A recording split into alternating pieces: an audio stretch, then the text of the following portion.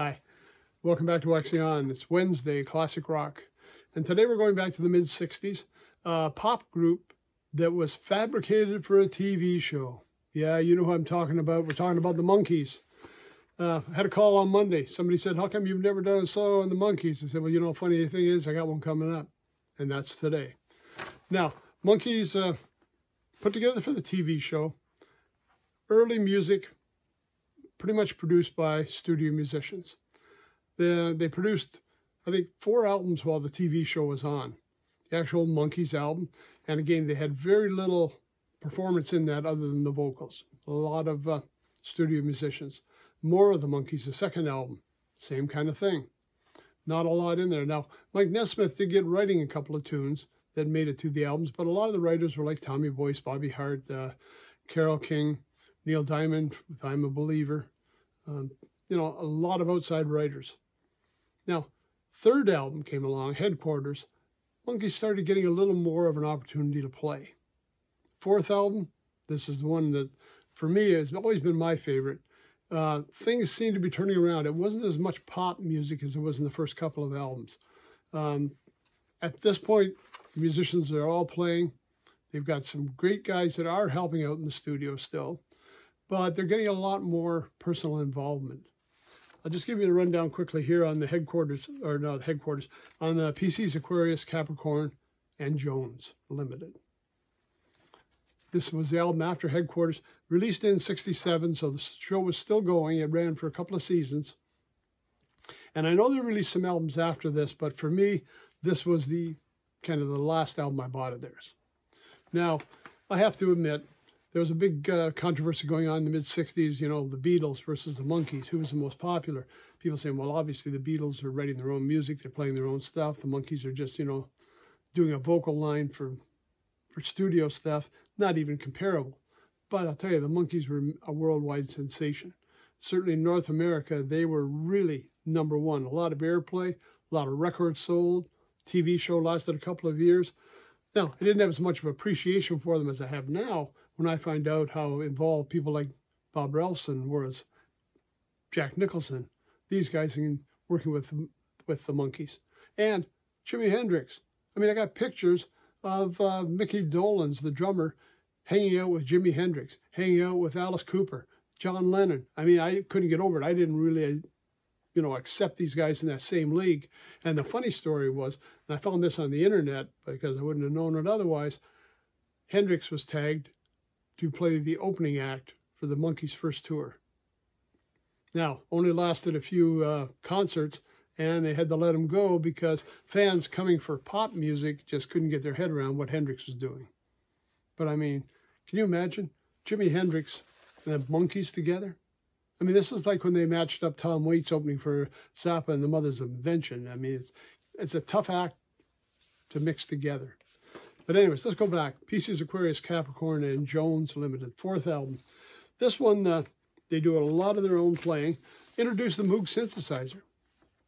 And this was one of the first albums that we had Moog on. There was a couple other ones, The Doors, Strange Days, their Satanic Majesty's Request by the Rolling Stones that also featured Moog. But this one was on a song called Daily Nightly, I believe. One that Mike had written here. Let me find it. Daily Nightly, yeah, Mike Nesmith tune. And they used Moog on that. And Dolan, surprisingly, owned one of the first 20 Moog synthesizers that were out there. I mean, I found out a lot more than what I knew. I mean, of course, back in the 60s, I was just a young'un, man, and listening to the music. But anyways, let's go on and take a look at the album here. Okay, we got... let's say about 13 tunes, and early albums, Mickey Dolenz and Davy Jones seem to carry most of the vocals. On here, I've got 1, 2, 3, 4, 5, where Mike Nesmith is doing it. Now, we covered Mike Nesmith, I can say about a year ago. We did his solo albums. Go back and check them out again, or check YouTube. Great performer, great writer, great singer. Anyways, let's take a look here. We got Salesman, Mike Nesmith, Davy Jones doing She Hangs Out, The Door into Summer. I mean, this one has got a catchy hook in that chorus. Michael Nesmith with Mickey Dolenz near the end. Love Is Only Sleeping, another Barry Mann, Cynthia Weil song by Mike Nesmith. Davy Jones doing Harry Nielsen's Cuddly Toy. And Words by Tommy Boyce, Bobby Hart with Mickey Dolenz and Peter Tork. Peter getting a chance to sing. Before this, the only thing we had with Peter, and it's on here later, that Peter Percival's pet pig named Porky, you know, that little thing he did. It's included in here. Not my favorite part, but I tell you, to me, this album got away from the pop music and really explored some nice moods, some different things. The one with the Daily Nightly with the Moog, excellent tune. It really stood out as being something 100% different from what you'd expect from the Monkees. Let's go back. Davy Jones doing a song that he co-wrote called Hard to Believe. We got What Am I Doing Hanging Around. That's probably one of the big hits off the album, featuring Mike Nesmith. Pleasant Valley Sunday, again, a very big hit. Carole King and Jerry Goff and Mickey Dolenz doing the vocals on this. Daily Nightly was the Mike Nesmith song that Mickey was doing. Don't Call on Me, a Nesmith tune as well. And Star Collector, Carole King, Davy Jones doing the music, or doing the vocals. Now, I told you they also had some good background performers. And on here, there's a couple of guys that really stick out for me, because I'm looking at the horn section. Well, got to find my page here. The horn section, and these are some excellent horn players. Under the brass section, Pete Condoli. And we've talked about him, I think with the Tonight Show maybe, or that might have been Connie Condoli, one of the two.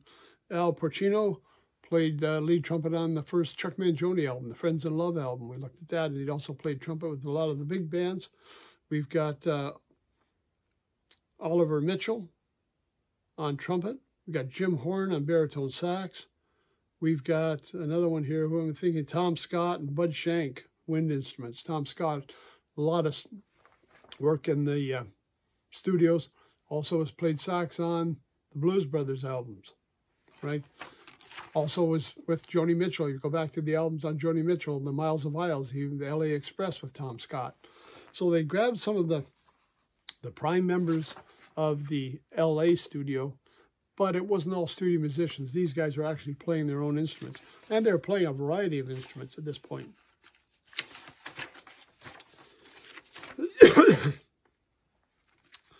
Mickey was playing drums, of course. Davey playing drums, but when I look at Peter Tork, keyboards, acoustic guitar, I mean, he'd been playing banjo at some point, and he never got a lot of features either.